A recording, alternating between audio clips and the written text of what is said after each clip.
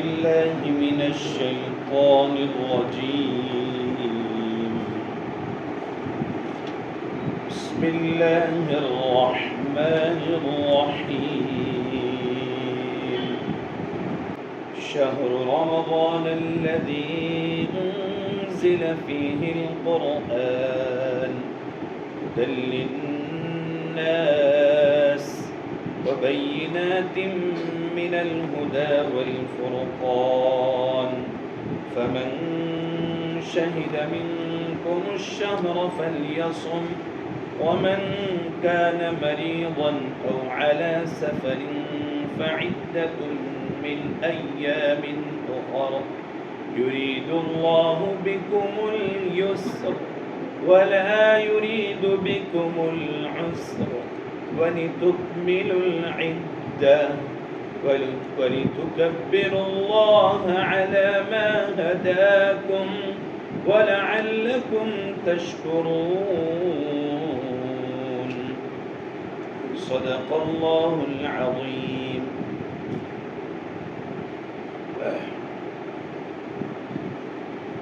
شہر رمضان، رمضان کا مہینہ وہ ہے جس میں اتارا گیا قرآن ہدی للناس، لوگوں کی ہدایت کے لیے، وبینات من الہدی، اور کئی واضح باتیں ہیں ہدایت کی، والفرقان، اور فرق کی حق اور باطل کی.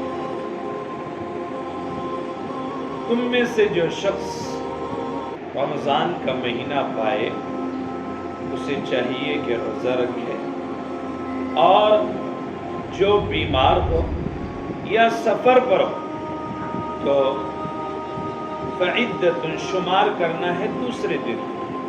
اللہ تعالیٰ تمہارے ساتھ آسانی چاہتے ہیں، اللہ تمہارے ساتھ مشکل اور تنگدستی کو نہیں چاہتے، اور تاکہ تم تعداد کو پورا کر لو، اور تاکہ تم اللہ کی بڑائی بیان کرو اس چیز پر جو اللہ تعالیٰ نے تم کو ہدایت دیا، اور تاکہ تم شکر ادا کرو.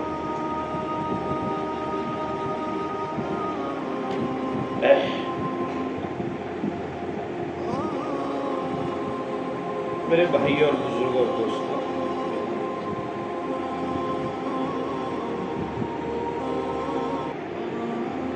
مائک بھی بیمار اور قلب بھی بیمار، سب کچھ بیمار ہی، اس لیے بیماری ہی سے بات شروع ہوتی ہے. یہ مختصر سی ایک آیت آپ کے سامنے پڑھی. رمضان کا مہینہ وہ ہے جس میں قرآن نازل کیا گیا. ایک رمضان کے مہینے کا تعارف اور پروڈکشن کرایا گیا. یہ رمضان کا مہینہ وہ ہے جس میں قرآن نازل کیا گیا امت کی اور انسانوں کی ہدایت کے لیے. اس میں زندگی کے لیے کھلے کھلے احکام موجود ہے، اور کھلی کھلی رہبریاں اور رہنمائیاں اس میں موجود ہیں. سب سے پہلے رمضان کے معنی کیا ہے اسے جانیں. رمضان کے عربی میں معنی آتے جلانے کے، اس کے جلانے. جیسے شعبان کے عربی میں معنی پھوٹنے کے، پھیلنے کے. چونکہ رمضان کی برکتیں شعبان سے ہی پھولنا اور پھٹنا اور پھیلنا شروع ہو جاتی ہے، اس لیے اسے شعبان کہتے ہیں. اور رمضان کے اندر چونکہ انسان کے گناہوں کو جلا دیا جاتا ہے، خاکستر کر دیا جاتا ہے، اس لیے اسے رمضان کہتے ہیں. بڑی اچھی کتاب لکھی گئی کہ آپ رمضان کا استقبال کیسے کریں. یہ کتاب ہر انسان کے پاس ہونی چاہیے. 75 صفحے کی کتاب ہے، رمضان کا استقبال کیسے کریں.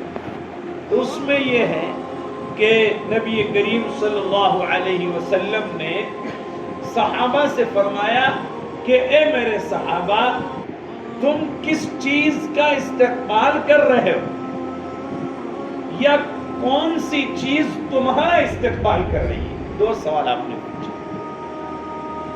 کیا چیز تمہارا استقبال کر رہی ہے، تمہارے سامنے آ رہی ہے. استقبال کا مطلب ہے سامنے آنا. یا تم کس چیز کا استقبال کر رہے ہو؟ حضرت عمر نے فرمایا اللہ کے نبی کیا آپ اس سے وحی مراد لے رہے ہیں کہ کوئی وحی نازل ہونے والی ہے، آپ اس سے پہلے ہم کو آگاہ کر رہے ہیں، یا ہے کہ کوئی جنگ ہونے والی ہے جس سے پہلے آپ ہم کو کہتے ہیں کہ تم اس کا استقبال کر رہے ہو یا وہ تمہارا استقبال کر رہی ہے؟ آپ نے حضرت عمر نے پوچھا تو حضور نے فرمایا یہ دونوں باتیں نہیں ہیں، بلکہ بات یہ ہے کہ اللہ رب العزت ان اللہ یغفر فی اول لیلۃ من رمضان لکل اہل القبلۃ، کہ اللہ تعالی رمضان کی پہلی شب میں ہی تمام مسلمانوں کی مغفرت کر دیتے ہیں۔ اس لیے رمضان کو کیا بولتے ہیں؟ رمضان، اس لیے کہ اس کے معنی جلانے کے ہیں، سارے گناہ معاف کر دیے جاتے ہیں۔ یہ تم اس مہینے کے انتظار میں ہو جس مہینے کی بدولت اللہ رب العزت تمہارے سب کے گناہ معاف کرنے والے ہیں۔ تو رمضان کے معنی کیا ہے بولو؟ جلانے۔ آگے قرآن نے فرمایا شہر رمضان الذی انزل فیہ القرآن، کہ رمضان میں قرآن کو اتارا گیا۔ تو یہاں دو بات سمجھیں۔ پہلی بات تو یہ ہے کہ شب برات جو ابھی گزری اس میں رمضان قرآن کے اترنے کا پختہ عزم اور پختہ فیصلہ کر لیا گیا، اور رمضان المبارک میں اس فیصلے پر عمل کیا گیا۔ پہلے تو قرآن لوح محفوظ ایک جگہ ہے، لوح محفوظ تختی ہے سونے کی، اور وہاں قرآن لکھا ہوا ہے، وہاں سے آسمان دنیا پر پورا کے پورا قرآن اتارا، ایک رات میں اتارا گیا۔ پھر دنیا کے اندر رمضان سے شروع ہوا اور 23 برس کے اندر قرآن اتارا گیا۔ یہ دو بات ہے۔ قرآن کا نزول لوح محفوظ سے آسمان دنیا پر ایک ہی رات میں ہوا ہے، انزل القرآن فیہ، اس میں قرآن اتارا گیا، ہدی للناس، لوگوں کی ہدایت کی۔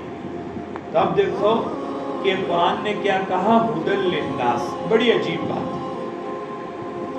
ہدی للناس، لوگوں کی ہدایت کے لیے اللہ تعالیٰ نے قرآن کو اتارا۔ ہدی للناس بولا، لوگ میں کافر بھی شامل ہے، لوگوں میں مومن بھی شامل ہے، ہر مذہب کا، ہر دھرتی پر جینے والا ہر انسان شامل ہے۔ قرآن ہر ایک کے لیے اتارا گیا ہے، قرآن تمام کائنات کے لیے اتارا گیا۔ اس لیے استقبال رمضان سے متعلق جن بزرگان دین نے کتابیں لکھی تو انہوں نے بتایا کہ ہم نے قرآن کو ہماری اپنی کتاب سمجھ لیا، جبکہ یہ قرآن کائنات میں جینے والے ہر انسان کے ہدایت کے لیے اتاری گئی۔ ایک کافر بھی اسے پڑھ سکتا ہے، ایک مسلمان بھی اسے پڑھ سکتا ہے، ایک روئے زمین پر جینے والا ہر انسان اسے پڑھ کر سمجھ کر اپنی زندگی میں اتار سکتا ہے۔ اس لیے رمضان کے استقبال سے متعلق بزرگان دین نے لکھا کہ ہمارے اطراف میں جو برادران وطن ہیں، جو کافر لوگ ہیں، جو ہمارے مذہب سے ہٹکے ہیں، کرسچن ہے، کوئی کیا ہے، ہمارے محلے میں رہتے ہیں، تو رمضان میں ایک کوئی ایسی افطار پارٹی ہو کہ اس افطار پارٹی میں ہمارے برادران وطن بھی جمع ہو، وہ بھی اس پارٹی میں ہمارے ساتھ شریک رہے اور وہ بھی ہمارے ساتھ افطار میں بیٹھے، اور اس موقع پر ہم قرآن کی ان آیات کا انتخاب کرے اور ان آیات سے متعلق بیان دے، ان آیات سے متعلق تفسیر کرے جن آیات میں انسانیت اور ہمدردی کا پیغام دیا گیا۔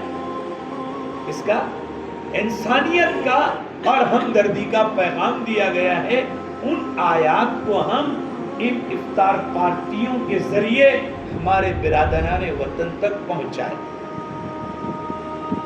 کہ افطار کے وقت کی دعا قبول ہوتی ہے. آپ بارہ سنتے رمضان میں, ان کے لیے بھی دعا ہو جائے گی. اللہ یہ جو آج ہمارے ساتھ غیر روزے دار ہو کر افطار کر رہے ہیں, اے اللہ ایسی ہدایت پھیلا دے, تیرا کلام ہدایت کے لیے اتارا گیا ہے کہ یہ کل آئندہ رمضان میں ہمارے ساتھ اسلام کے ساتھ زندگی. ہم نے یہ کام چھوڑ دیا. یہ ہمارے بزرگان دین نے بتایا کہ استقبال رمضان سے متعلق ایسا بھی رمضان کے اندر کوئی ایسی افطار پارٹی ہونا چاہیے جو ناجائز طریقے سے نہ ہو, جائز طریقے سے ہو, اور اس میں ہمارے علاقے کے اطراف کے جو بھی محلے میں رہتے ہیں غیر لوگ, اسلام سے ہٹ کر جتنے بھی لوگ ہیں, ان کو جمع کیا جائے. اور قرآن کے اندر ایسی بہت سی آیتیں ہیں جہاں پر انسانیت کا پیغام سنایا گیا. ایک کافر کو تکلیف دینے سے بھی روکا گیا تو وہ دور جو بھاگتے ہیں, جب قرآن کی نگاہ میں وہ سنیں گے, ارے قرآن تو ان مسلمانوں کو کہتا ہے کہ ہمارے ساتھ ہمدردی کرو, ہمارے ساتھ پیار محبت کرو, تو وہ ہم سے قریب ہوں گے. اور پھر جب ہم سے قریب ہوں گے تو وہ ہماری کتابیں پڑھنے کی کوشش کریں گے, پھر ان کے دماغ میں اتریں گی تو اسلام سے قریب آئیں گے. ہمارا مسلمان پہلے میدان میں لٹا دیتا جانور کو, اور وہی ذبح کر کے پوری گلیوں میں خون بہا دیتا, وہی کلیجی پڑی, وہی جو ہے تو اجڑی, اور سب گندگی وہی پڑی, جس کی وجہ سے بہت سی چیزوں کی وجہ سے جو قربانی بند ہوئی, اس میں سے ایک میری اور آپ کی کوتاہی ہے کہ ہم نے پاکی کا احتیاط نہیں کیا. جبکہ تکلیف دینا صرف مسلمان کو حرام نہیں ہے. امام بخاری رحمۃ اللہ علیہ نے حدیث ذکر کی, المسلم من سلم المسلمون من لسانه, مسلمان وہ ہے جن کے ہاتھ اور زبان سے دوسرے مسلمان محفوظ رہے. تو دوسرے مسلمان محفوظ رہے یہ قید اتفاقی ہے, یعنی اس کا یہ مطلب نہیں کہ ہمارے ہاتھ اور زبان سے کافروں کو تکلیف نہ پہنچے, بلکہ اللہ کے نبی اس بات کو پسند نہیں کرتے تھے. آپ نے یہودیوں کا بھی, آپ نے کافروں کا بھی اکرام کیا. تو قرآن سے متعلق ایک بات آ گئی, انزل القرآن, اس مہینے میں قرآن اتارا گیا, تو ہماری ذمہ داری ہے قرآن کا پیغام ہم لوگوں تک دور دور تک پہنچائے. یہ ہر انسان کے لیے ہدایت ہے. چنانچہ جب قرآن اتر رہا تھا تو اس وقت زیادہ تو کافر ہی تھے. زیادہ کون تھے؟ کافر تھے, چند مسلمان تھے. اور یہ کافروں نے ہی قرآن سنا اور وہ اسلام میں کیا ہوئے؟ داخل ہوئے. حضرت عمر بن خطاب رضی اللہ تعالی عنہ کو ان کی بہن نے قرآن سنایا, چپکے سے سننے لگے, تو یہ قرآن کا سننا ان کے قلب پر کیا کر لیا ہے؟ اثر کر لیا. لہذا اس طریقے کی کوئی مجلس منعقد ہونی چاہیے. وَبَيِّنَاتٍ مِّنَ الْهُدَى وَالْفُرْقَانِ فَمَنْ شَهِدَ مِنْكُمُ الشَّهْرَ, جو رمضان کا مہینہ پائے اسے چاہیے کہ روزہ رکھے. تو رمضان کا روزہ رکھنا فرض ہے. رمضان کا روزہ رکھنا کیا ہے؟ فرض ہے. رمضان کا روزہ رکھنا فرض ہے, بہت ضروری ہے. اسلام کے 5 ارکان میں سے سب سے اہم رکن بھی یہ ہے شہادت لا الہ الا اللہ وان محمد رسول اللہ واقام الصلاۃ وایتاء الزکاۃ والحج وصوم رمضان. رمضان المبارک کا روزہ رکھنے کا ہم اہتمام کریں. ہر بالغ مرد عورت کے اوپر رمضان کا روزہ رکھنا واجب اور ضروری اور فرض ہے. اگر ہم رمضان کے روزے کی کوتاہی کریں گے اور بعد میں پوری زندگی بھی روزہ رکھتے ہیں تو یہ رمضان کی جو برکتیں ہیں اسے روزہ رکھنے کا اتنی برکت ملنے والی نہیں. اب دوسری بات, آگے مسائل اس آیت میں ہے کہ اگر کوئی شخص بیمار کون سا؟ ماشاءاللہ کاروبار کو برابر بیٹھ رہا, صبح سے لے کے 6 بجے سے رات کے 10 بجے تک بہت اچھے. کیا حاجی صاحب روزہ رکھے؟ میری طبیعت خراب ہے. اور صبح سے تم دکان پہ دیکھ رہے ہو. ایسے نہیں. ایک آدمی صبح سے شام تک دکان پر ہے اور پھر بیمار ہے, اس کو بیمار نہیں بولتے, بلکہ حضرت مولانا اشرف علی تھانوی نور اللہ مرقدہ نے فرمایا بیمار کا مطلب ہے کہ روزہ رکھنے کی وجہ سے تمہاری بیماری بڑھ جائے پھر رخصت ہے. روزہ رکھیں گے تو بیماری بڑھ جائے گی. نمبر 2, روزہ رکھنے کی وجہ سے بیماری جلدی اچھے ہونے کے بجائے دیر سے اچھی ہو. یہ بیماری اگر ہے تو ہم اپنا روزہ چھوڑ سکتے ہیں. پہلی بات ہے کہ روزہ رکھنے کی وجہ سے بیماری بڑھ جائے. پہلے پاؤں دکھ رہے تھے, روزہ رکھتے گا تو اب پیٹ بھی دکھنے لگ جائے گا. تو یہ ایسی بیماری ہے, اپنے اعتبار سے جو بھی بیماری ہے وقت پر بتایا جائے گا کہ بھئی یہ بیماری عذر ہے یا نہیں, پہلے سے نہیں بتایا جاتا ہے. اور دوسری ہے کہ ہماری بیماری کے شفا ہونے میں دیر ہو جائے. یہ دو وجہ اگر ہے تو آپ روزہ چھوڑ سکتے ہیں. او علی سفر, اور دوسرا مسئلہ بتایا گیا سفر میں اگر آپ ہیں, اپنے گاؤں سے لے کر 77.5 کلومیٹر دور کے سفر پر اگر ہے اور روزہ رکھنے سے آپ کو تکلیف ہوتی ہے تو پھر روزہ آپ چھوڑ دو. اور روزہ رکھنے سے اگر آپ کو تکلیف نہیں ہوتی تو اس میں بھی روزہ رکھو. فعدۃ من ایام اخر, بیماری کی حالت میں, سفر کی حالت میں جو روزے ہم نے چھوڑ دیے, اگر ان روزوں کی چھوٹ گئے تو روزے رمضان کے بعد اس کی قضا کریے. یہ ایک بہت خاص بات آپ کے ذہن میں ہم ڈال رہے ہیں کہ سفر کی حالت میں روزہ رکھنے کی اجازت ہے. لہذا ہمارے علاقے میں کچھ دور دراز سے چندہ کرنے کے لیے علماء آتے ہیں, تو ہمیں مسئلہ معلوم ہے کہ سفر کی وجہ سے روزہ نہ رکھنے کی اجازت ہے. لہذا ہم سب کی ذمہ داری یہ ہے کہ ہماری ذمہ داری کی تو تھی کہ ہم اہل حق تک اس کی مال, اس کا زکوٰۃ پہنچا دیں, لیکن ہم نہیں پہنچا سکے, وہ ہم پر ہمارے پاس آ رہے, تو اس میں سے کچھ لوگ بیچارے رخصت کا فائدہ اٹھا کر روزہ نہیں رکھیں گے, اور کچھ لوگوں کے اندر طاقت ہے تو وہ روزہ رکھیں گے. تو جو روزہ رکھتے ہیں ان کا بھی احترام کرے, اور جو مسافر لوگ چندہ کرنے کے لیے آتے ہیں وہ روزہ نہیں رکھتے ہیں, ہماری زبان ان کے اوپر نہیں اٹھے کہ مولانا ہو کے روزہ نہیں رکھتے علی سفر, بلکہ ہماری ضرورت ہوگی کہ انہوں نے اگر روزہ نہیں رکھے تو ہم ان کے لیے بہترین کھانے کا نظم کریں, ان کے لیے اکرام کریں, کیونکہ اکرام مسلم حضور اقدس صلی اللہ علیہ وسلم نے فرمایا من کان یؤمن باللہ والیوم الآخر فلیکرم ضیفہ, جو مومن ہوگا وہ اپنے آنے والے مہمان کا اکرام کرے گا. یہ بات ہم اپنے ذہن میں رکھیں. یرید اللہ بکم اليسر, اللہ تعالیٰ نے تمہارے لیے آسانی پیدا کی. یعنی تم ایک دم بیمار ہے تو اللہ یہ نہیں بولتا کہ روزہ رکھو اور مر جاؤ. اگر تم سفر میں ہے, تمہاری جان تکلیف میں پڑنے والی ہے, تو اللہ یہ نہیں بولتا کہ وہاں اپنے آپ کو تکلیف میں ڈالو, بلکہ اللہ نے کہا کہ اگر تم بیمار ہے اور تم روزہ نہیں رکھ پا رہے ہو تو اللہ کی اس رخصت سے فائدہ اٹھاؤ, تمہیں اس فائدہ اٹھانے میں بھی ثواب ملے گا. ایک واقعتاً ایک آدمی بیمار ہے, واقعتاً ایک آدمی کے لیے سفر مشکل ہے, اب اگر وہ روزہ رکھتا ہے تو اس کے لیے وہ جو حدیث میں آیا کہ بغیر عذر کے روزہ چھوڑیں گے تو پوری زندگی پر روزہ رکھنے کے برابر اس کو ثواب نہیں ملے گا, یہ اس کے لیے ہے جو بغیر عذر کے چھوڑتا ہے. بیمار ہے, مریض ہے, اللہ کہتے ہیں یرید اللہ بکم اليسر, اپنے آپ کو تکلیف میں مت ڈالو, پریشانی میں مت ڈالو. بیمار ہے, واقعتاً بیمار ہے, سفر میں, تو آپ رخصت لے لو, کہیں اپنے آپ کو روزے کی وجہ سے ہلاکت میں نہ ڈال دو. وَلَا يُرِيدُ بِكُمُ الْعُسْرَ, اللہ تعالیٰ تمہارے ساتھ آسانی چاہتے, تندرستی نہیں چاہتے. وَلِتُكْمِلُ الْعِدَّةَ, رمضان کے پورے مکمل روزے رکھو, اور اللہ تعالیٰ نے جو تم کو رخصت دی ہے اس پر بھی اللہ کا شکر ادا کرو, اور جو تم کو رمضان المبارک کے روزے رکھنے کی ہدایت دی ہے اس پر بھی اللہ کا شکر ادا کرو. وَلِتُكَبِّرُوا اللَّهَ عَلَى مَا هَدَاكُمْ وَلَعَلَّكُمْ تَشْكُرُونَ.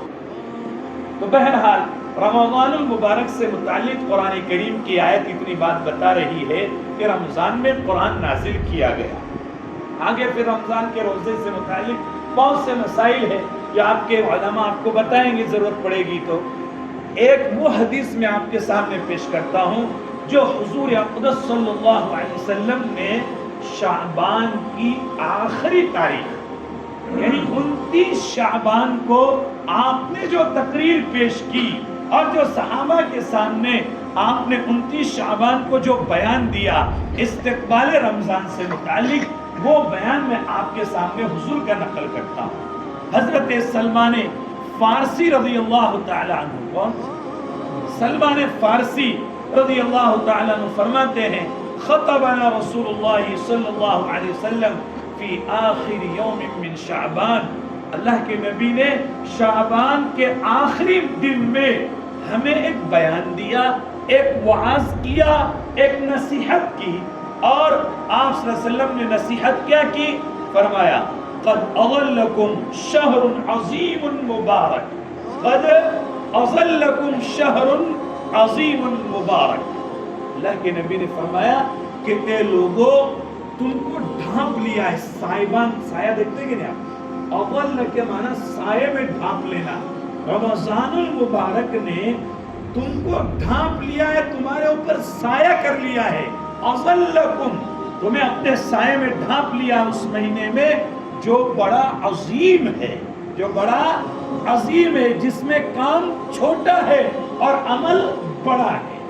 مبارک، جس میں پہلی رات سے آخری رات تک برکتیں ہی برکتیں لٹائی جاتی ہے۔ قد اظلکم شہر مبارک شہر عظیم مبارک۔ پھر آگے آپ نے فرمایا کہ اے مسلمانوں، ایسے مبارک مہینہ تم کو ڈھانپنے والا ہے۔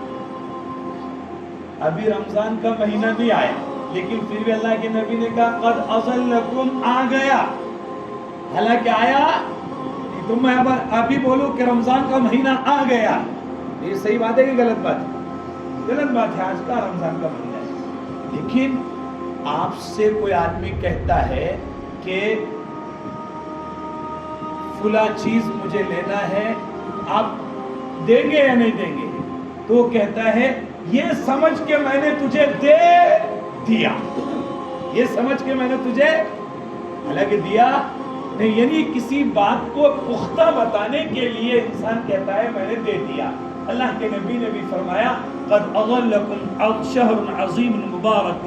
پھر آپ نے اس کی تفسیر کرتے ہوئے فرمایا شہر فیہ لیلۃ خیر من الف شہر، یہ ایک ایسا مہینہ ہے جس کے اندر ایک رات ہے جو 1000 مہینوں سے بہتر ہے، جس کو شب قدر کہتے ہیں۔ آپ اس کے بارے میں 27 شب کو بڑی تفصیل سنیں گے، اس لیے اس کے بارے میں کچھ نہیں بتاتا، صرف اتنی بات بتاتا کہ شب قدر کو شب قدر ایک وجہ سے اس لیے کہتے ہیں کہ قدر کے معنی منزلت، عزت۔ جو انسان اس رات میں عبادت کرتا ہے اس کا اللہ کے وہاں مقام بن جاتا ہے، اس کی قدر بڑھ جاتی ہے، اس کی عزت بڑھ جاتی ہے۔ آگے آپ نے فرمایا شہر جعل اللہ صیامہ فریضۃ، اللہ تعالیٰ نے اس کے روزے فرض کیے۔ فمن شہد منکم الشہر فلیصم، اس کے روزے فرض کیے۔ پھر آگے فرمایا وقیام لیلہ تطوعا، اور رمضان کی رات کا قیام نفل کیا، یعنی تراویح کی نماز تمہارے لیے کیا کی؟ نفل۔ تراویح کی نماز سے متعلق دو باتیں میں بتاتا ہوں۔ پہلی بات تو یہ ہے کہ رسول اللہ صلی اللہ علیہ وسلم نے فرمایا من قام ایمانا و احتسابا، جو تراویح کی نماز کا اہتمام کرے گا تو اللہ رب العزت اسے جو ہے تو اس کے پچھلے گناہ کو کیا کر دیں گے؟ معاف کر دیں گے۔ یہ پہلی فضیلت ہے۔ اور دوسری فضیلت شیخ الاسلام مفتی تقی صاحب نے بڑی پتے کی بات بتائی کہ انسان تراویح کے ذریعے اللہ کا جتنا قرب حاصل کر سکتا ہے اتنا اور کسی چیز کے ذریعے اللہ کا قرب حاصل نہیں کر سکتا، اس لیے کہ 20 رکعت تراویح پڑھے گا تو 20 دونی 40 سجدے کرے گا، اور حدیث میں ہے اقرب ما یکون العبد فیہ، سب سے اللہ سے قریب ہونے کا سب سے اقرب صورت ہے کہ انسان اللہ کے سامنے سجدے میں رہے۔ کس میں رہے؟ سجدے میں رہے۔ تو 40 سجدے انسان کرے گا تو اللہ تعالیٰ 40 مرتبہ انسان اللہ کے قریب جائے گا۔ جب پورے رمضان کو اگر آپ ہر دن کے 40 سے ضرب ماریں گے تو کتنے سجدے ہو جائیں گے؟ اتنے سجدوں میں ایک سجدہ تو اللہ قبول کرے، ہمارا کام بن جائے گا۔ اقرب ما یکون العبد من اللہ وهو ساجد، اللہ سے سب سے زیادہ قریب حالت میں ہوتا ہے۔ پھر آگے آپ نے فرمایا من تقرب فیہ بخصلۃ من کان کمن ادى فریضۃ فیہ، کہ جو شخص اس میں کوئی نفل کام ادا کرے گا تو وہ فرض کے درجے میں ہے، اور اگر کوئی فرض ادا کرے گا تو 70 فرضوں کے درجے میں ہے۔ آگے آپ نے جو بات بتائی شہر یزاد فیہ رزق المؤمن، اس میں مومن کے رزق میں کیا کر دیا جاتا ہے؟ اضافہ کر دیا جاتا ہے۔ پھر آپ نے فرمایا روزے رکھنے کی فضیلت، افطار کی بہت سی فضیلتیں، آپ جو ہے تو منتخب حدیث فضائل اعمال میں یہ حدیث سنیں گے، اس میں بہت سی باتیں آپ صلی اللہ علیہ وسلم نے ذکر فرمائی۔ افطار کرانے کا بھی اہتمام کرنا چاہیے۔ آپ نے فرمایا کہ انسان کو آگ سے خلاصی ملتی ہے اور افطار کرانے کی برکت سے اس روزے دار کا ثواب ہمیں مل جاتا ہے۔ اس کے لیے ہمیں تیار ہونا ہے۔ استقبال رمضان کا مطلب کیا ہے؟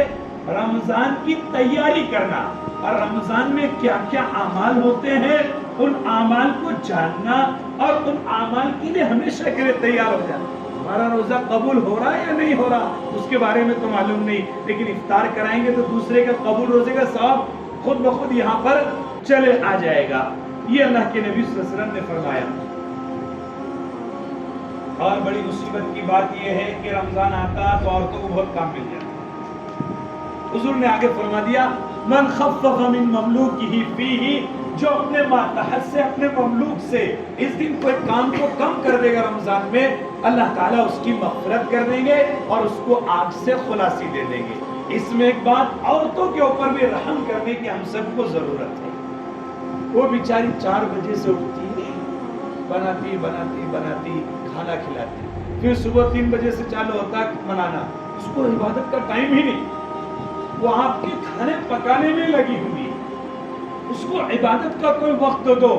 ہم یہ بول دیں گے کہ بھائی ہاں روزے دار کو پکا کے دیں گے تو ثواب ملے گا، ٹھیک ہے، پر روزے دار کا بھی کام ہے کہ نفس کو مار کھائے کو پکوڑے کھاتا ہے، وہ بیچاری کو کچھ عبادت کرن دے، اللہ کے لیے اس کو بھی راضی ہون دے، وہ بیچارے کو ٹائم ہی نہیں ملتا۔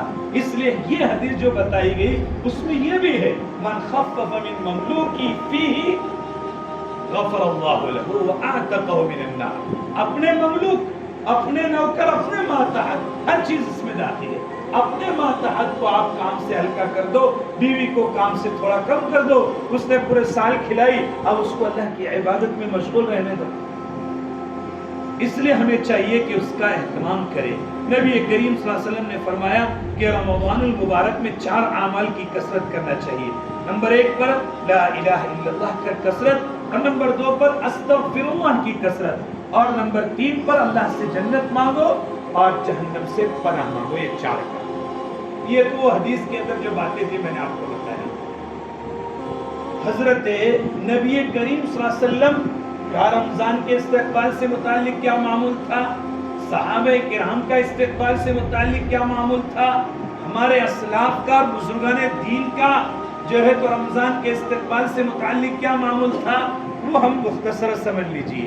نبی کریم صلی اللہ علیہ وسلم کے تعلق سے ہے کہ آپ صلی اللہ علیہ وسلم رمضان المبارک کے لیے کس طریقے سے تیاری فرماتے تھے، اور آپ صلی اللہ علیہ وسلم کس طریقے سے رمضان کے لیے تیار ہوتے تھے کہ آپ صلی اللہ علیہ وسلم دنیا کے جتنے بھی کام ہو سکتے ہیں ان کاموں سے آپ بالکل یکسو اور فارغ ہو کر، ہم مسلمانوں کا کیا طریقہ ہے، فروٹ والے فروٹ میں لگ جائیں گے، پکوڑے والے پکوڑے میں لگ جائیں گے، دودھ والے دودھ میں لگ جائیں گے، وہ ان کا کام بڑھے گا۔ نبی کریم صلی اللہ علیہ وسلم رمضان المبارک کے آنے پر شد مئزرہ، کمر بستہ ہو جاتے تھے۔ 1 مہینے کی چھٹی اہلیہ کو بھی رہتی تھی اور 1 مہینے کی چھٹی آپ بھی رکھتے تھے، اور مکمل طور پر عبادت کے لیے رسول اللہ صلی اللہ علیہ وسلم تیار ہو جایا کرتے تھے، اور مکمل طور پر اللہ رب العزت کی عبادت کے لیے تیار ہو جاتے تھے۔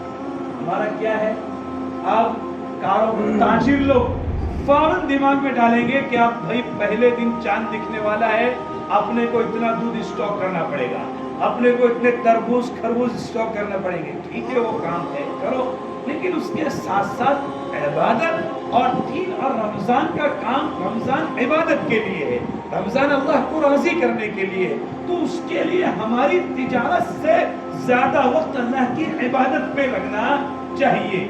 دکان پر جب بیٹھے قرآن لے لو، جب تک گاہک نہیں آتا قرآن کی تلاوت میں، یہ رمضان کا مہینہ قرآن کا مہینہ ہے، خوب قرآن کی تلاوت۔ جبریل امین کے ساتھ حضور رمضان میں دور کرتے تھے، اور پڑھتے تھے، دکان پہ بیٹھے ہوئے، تجارت میں بیٹھے، کاروبار میں بیٹھے ہوئے، قرآن ہر دکان پر ایک قرآن ہونا چاہیے. ہر آنے والے گاہک کو آپ کی دکان سے، آپ کی تجارت سے قرآن کی تلاوت کا پیغام پہنچنا چاہیے. بھن بھناہٹ کی ایک آواز آپ کی دکان میں آنی چاہیے، قرآن کی تلاوت. بس قرآن ایک قرآنی بن جاؤ، قرآنی بن جاؤ. ایسی قرآن کی تلاوت کرو کہ آنے والا گاہک بھی جب آپ سے دودھ لے کر جائے، آپ سے فروٹ لے کر جائے، آپ سے طلب کی چیزیں لے کر جائے، تو اس کے ساتھ ساتھ وہ آپ کی یہ خصلت بھی لے کر جائے، یار فلاں کے وہاں گیا تھا، وہ بیچارہ قرآن، جب تک گاہک نہیں آتے وہ قرآن کی تلاوت کرتے. قرآن، یہ رمضان کا مہینہ جشن قرآن کا مہینہ ہے.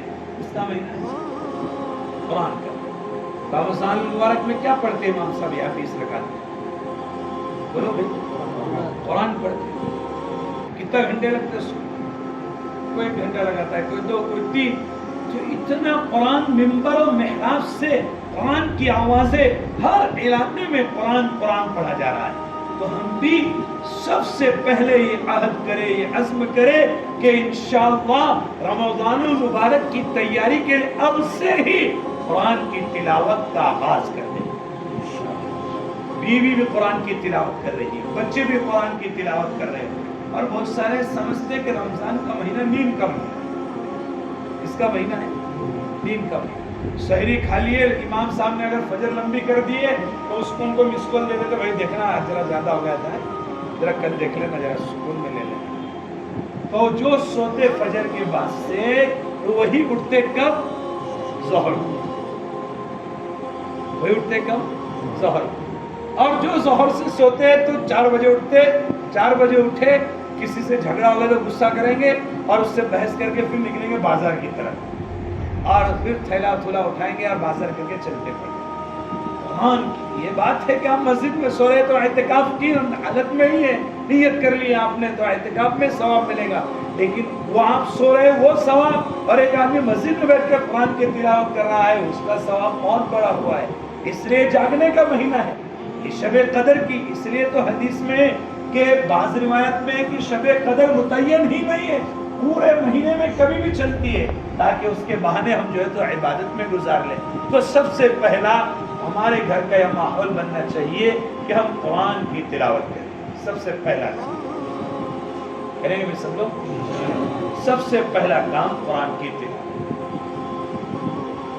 حضرت انس بن مالک کہتے ہیں کان اذا دخل شعبان، جب شعبان کا مہینہ شروع ہوتا، اکبو علی المصاحف، تو صحابہ کرام قرآن پر جھپٹ جاتے اور قرآن کو اپنے ساتھ لازم پکڑ لیتے. کب سے؟ شعبان کے مہینے سے ہی.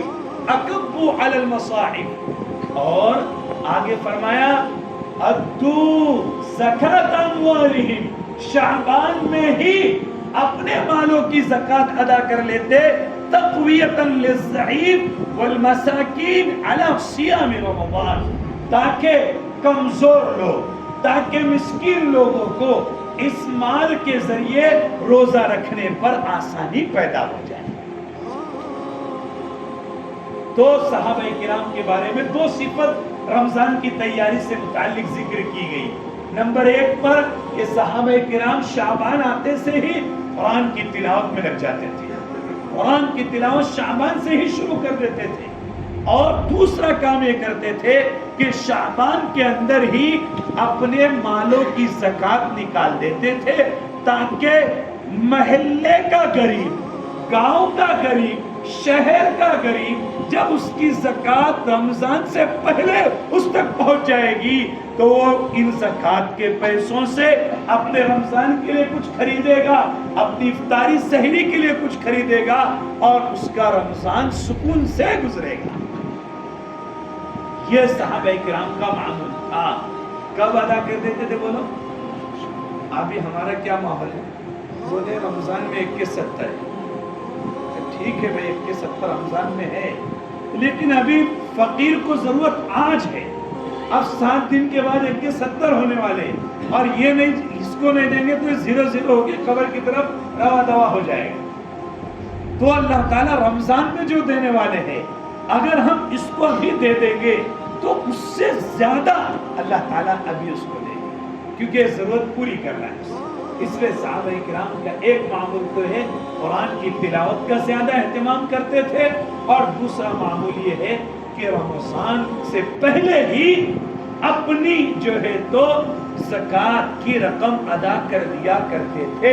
لہٰذا ہم دونوں باتوں پر عمل کرنے والے بنے کہ ہم قرآن کی تلاوت کے آج سے ہی معمول بنائیں، اور نمبر 2 پر جو لوگ رمضان میں زکوٰۃ ادا کرتے ہیں وہ ابھی سے نہیں تو آئندہ سال سے عزائم کرے کہ جو مدارس کے یا جو ضرورت مند لوگ آپ کے پاس آتے ہیں ان کو رمضان میں ہی کہہ دے کہ بھئی اگلے سال آپ ہم سے رمضان سے پہلے ہی زکوٰۃ لے کے چلے جاؤ، تاکہ تمہارا بھی رمضان سکون سے گزرے اور میرا بھی سکون سے گزرے۔ تم آ کے مجھے فون چالو مت کر دو رمضان میں غصے میں رہتا ہوں، فون لگاتے بھی ڈانٹ دیتا ہوں، تو سب کا رمضان سکون سے گزر جائے گا۔ یہ حضرات صحابہ کرام کا معمول تھا۔ ہمارے اسلاف کا کیا معمول تھا؟ معلّہ ابن فضیل رحمۃ اللہ علیہ فرماتے ہیں کہ ہمارے اسلاف رمضان آنے سے 6 مہینے پہلے، کتنے مہینے پہلے بولو؟ رمضان آنے سے 6 مہینے پہلے یہ دعا کرتے تھے، اے اللہ ہمیں عافیت کے ساتھ رمضان عطا فرما۔ کتنے مہینے پہلے دعا کرتے تھے؟ 6 مہینے پہلے دعا کرتے تھے کہ اے اللہ ہمیں عافیت کے ساتھ رمضان المبارک عطا فرما دیجئے۔ 6 مہینے پہلے ہمارے بزرگان دین کی تمنا ہوتی تھی 6 مہینے پہلے رمضان کی دعا کریں۔ بتاؤ ہم میں سے کسی نے دعا کیا اے اللہ مجھے رمضان عطا فرما؟ کس نے کیا؟ بھائی ہاتھ اٹھاؤ۔ جس نے نہیں کیا تو اس میں کوئی شرم کی بات نہیں ہے، یہ کوئی مقابلے کی مجلس نہیں ہے، یہ میری اور آپ کی بس ایک ذکر کے طور پر ہے کہ جس نے کیا وہ اللہ کا شکر ادا کرے کہ اللہ تو نے توفیق دی، اور جس نے نہیں کیا تو ابھی سے چالو کر دے، اے اللہ ہمارے شعبان میں برکت دے اور رمضان کو ہم تک عافیت سے پہنچا۔ اور ہمارے بزرگان دین رمضان کے بعد 6 مہینے، رمضان سے 6 مہینے پہلے دعا کرتے تھے کہ رمضان عطا فرما، اور رمضان کے بعد 6 مہینے تک دعا کرتے تھے اے اللہ رمضان کے روزے، رمضان کی تراویح، رمضان کی عبادتیں تیرے یہاں قبول کر لے۔ ہم تو عید کے دوسرے دن ہی بھول جاتے تھے، بلکہ کبھی ارجن میں امام صاحب رہے تو وہ بھی عید میں کچھ نہیں بولتے، بھائی بہت دیر ہو گئی اللہ تعالیٰ صدق اللہ کر کے ہٹا دیتے ہو۔ 6 مہینے تک قبولیت کی دعا اور 6 مہینے تک پانے کی دعا، اتنا شوق تھا ان کو رمضان۔ جیسے ایک بچے کی تاریخ پکڑ لی گئی اور 1-1.5 مہینہ باقی ہے تو وہ کاغذ کے اوپر لکھتا کتنے گھنٹے، کتنے منٹ، کتنے سیکنڈ باقی ہے، باپ کو بتاتا نہیں ہو، اور روز کے کٹ کرتے جاتا ہے اور دعا کرتا کہ جلدی وقت آ جائے۔ تو رمضان کے لیے بھی ہمیں اس طریقے سے ہمارے اسلاف کی طرح اس کا اہتمام کرنا چاہیے۔ حضرت ہمارے بزرگان دین نے فرمایا کہ جو رمضان المبارک کو ایک دم عبادت کے ساتھ گزارے گا، رمضان کی سب سے پہلی عبادت کیا ہوتی ہے؟ بولو نہیں، سب سے پہلی عبادت ہے چاند۔ کیا سب سے پہلی عبادت کیا ہے؟ بولو چاند۔ چاند دکھے گا رمضان شروع ہوگا، تو ہم سب سے پہلے چاند دیکھنے کا اہتمام نہ کریں۔ سب کیا کرتے؟ واٹس ایپ پر انتظار کرتے کہ سلوڑ سے کچھ آیا، اورنگ آباد سے کچھ آیا، کیا آیا، نہیں، بلکہ نماز کے فوراً بعد یا نماز سے پہلے ہم چاند دیکھنے کا اہتمام کریں۔ سب سے پہلی عبادت رمضان کی یہ چاند دیکھنا بھی عبادت ہے۔ نمبر 2 پر تراویح، نمبر 3 پر سحری، اور نمبر 4 پر روزہ۔ یہ رمضان کی عبادت ہے۔ پھر اس کے بعد قرآن کی تلاوت ہے، ذکر ہے، اذکار ہے، استغفر اللہ ہے، قرآن جتنا پڑھو۔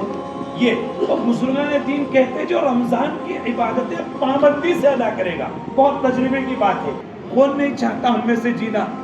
بھئی کس کو مرنے کی تمنا ہے؟ بولو مرنے کی تمنا سے نبی نے بھی منع فرمایا، لا يتمنين احدكم الموت، تم میں سے کوئی موت کی تمنا نہ کرے.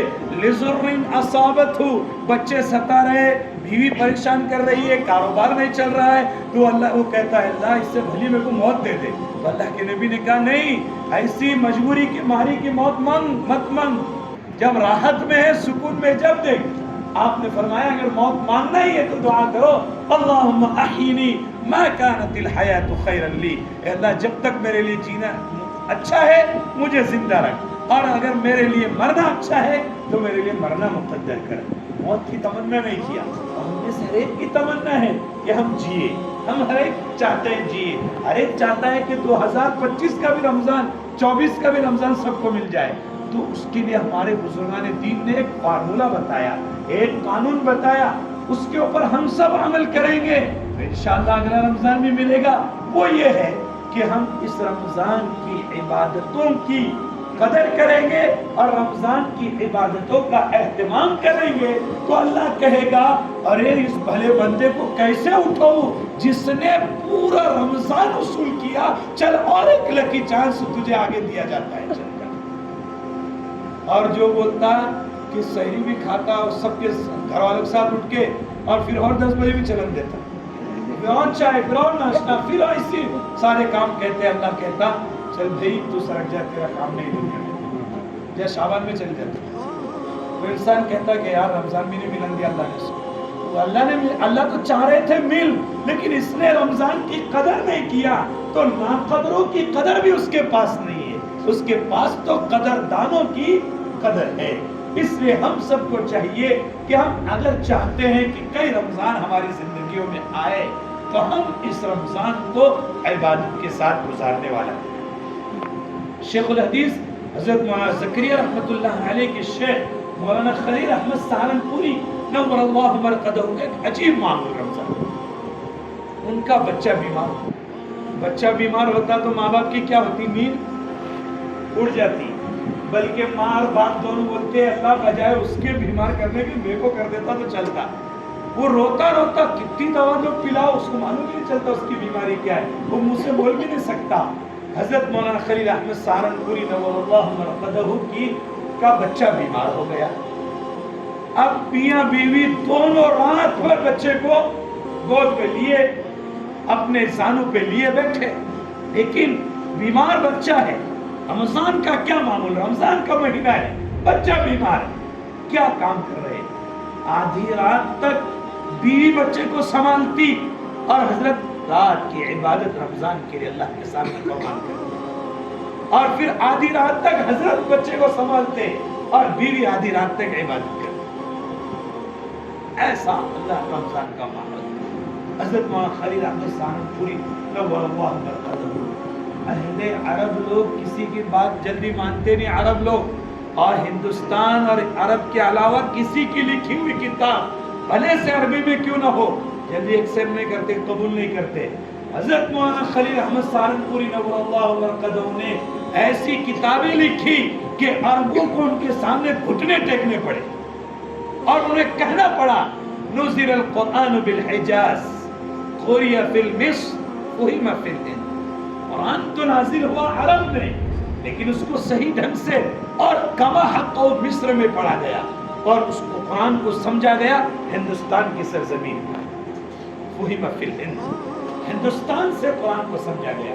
ان علماء کے دماغ میں اللہ تعالیٰ نے ایسا ملکہ رکھ دیا ہے کہ عرب بھی قرآن سننے اور سمجھنے کے لیے ان کے سامنے زانو تلمس طے کرتا ہے, جبکہ اس کی زبان عربی کی, لیکن وہ نہیں سمجھ پاتا ہے. اس لیے حضرت مولانا خلیل احمد سہارنپوری رات میں آدھی رات بچے کو سنبھالتے, بیوی عبادت کرتی اور بیوی سنبھالتے اور حضرت عبادت کرتی. کتنا پیارا معاملہ. ہم کر سکتے ہیں, کر سکتے ہم بھی کر سکتے ہیں. ہر چیز آسان ہے, شرط یہ ہے کہ تیرے دل پہ اس کا کرنا کا خیال آئے.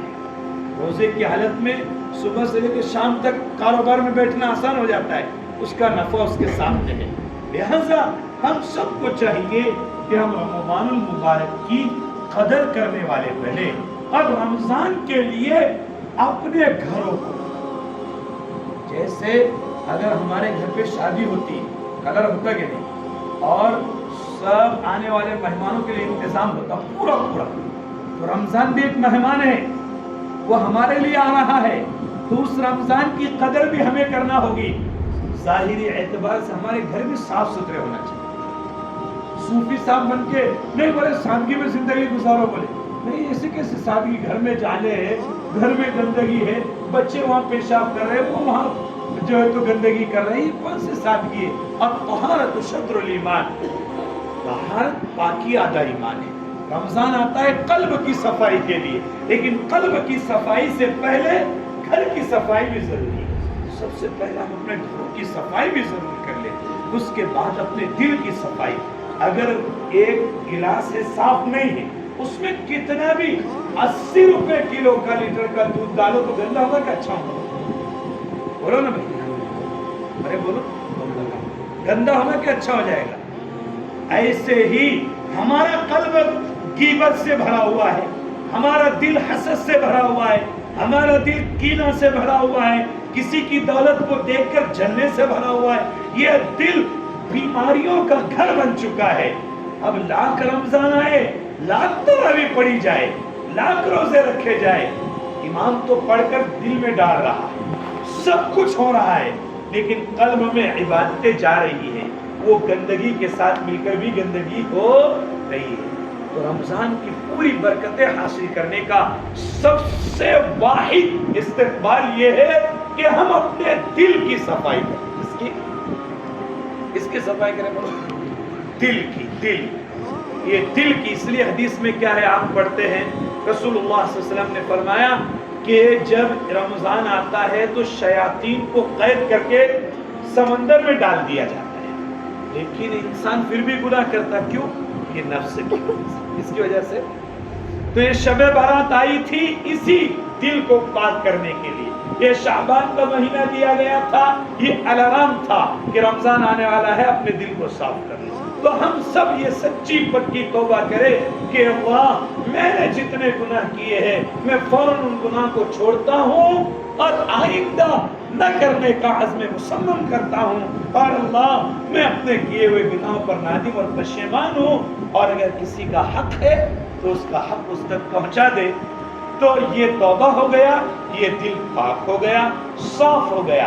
अब रमजान की बरकतें, तरावी की बरकतें, रोजे की बरकतें, इफ्तार की बरकतें, कुरान की तिलावत की बरकतें, ये सारी बरकतें जब आएगी तो दिल हमारा रब्बानी बनेगा, ना कि रमजानी। क्या बोला? दिल हमारा रब्बानी बनेगा, ना कि रमजानी। हम लोग रमजानी है कि जैसे रमजान आता है तो नमाज पढ़ लेते हैं और मस्जिद पकड़ लेते हैं, जैसे रमजान चला गया हम भी चले गए। अगर हमें रमजान आए और इबादत से जोड़ दे, रमजान आए कुरान की तिलावत से जोड़ दे, गमखारी और मोहब्बत से जोड़ दे, तो हमारा रमजान उसूल हो गया। वरना ऐसे कई रमजान आएंगे और चले जाएंगे। लिहाजा जरूरत इस बात की है हम सब मिलकर अहद करें कि इंशाअल्लाह ये रमजान हम पूरा पूरा उसूल करेंगे।